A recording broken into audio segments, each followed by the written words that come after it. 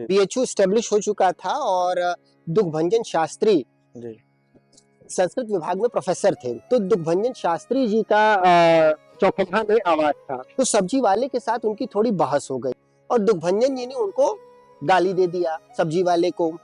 सब्जी वाला खटिक जो है वो थोड़ा नाराज हो गया। जी उसने साफ कहा कि देखिए महाराज, ये हमारा ज्ञान है, जी ये हमारा वेद है, जी इसमें आप मत पढ़िए। बात आत्मसम्मान पे आ गई जी कि यह अपना वेद कैसे बता देता है। हाँ उन्होंने कहा सब्जी को किनारे रखो, जी आज पहले बातचीत हो ही जाए जी कि कौन कितना गरिया सकता है। टाइम तय हो गया कि जी सुबह इतने बजे से इतने बजे तक बैठ करके और गालियों का आदान प्रदान होगा, जी गालियां रिपीट नहीं होनी चाहिए। ये प्रतियोगिता 3 दिन तक चली गालियों की। जी और तीसरे दिन जी गलती से दुखभंजन जी ने एक गाली दोहरा दी।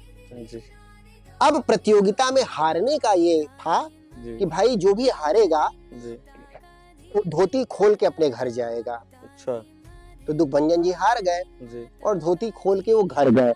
अब धोती के नीचे कुछ आया नहीं, दुखभंजन जी जाने।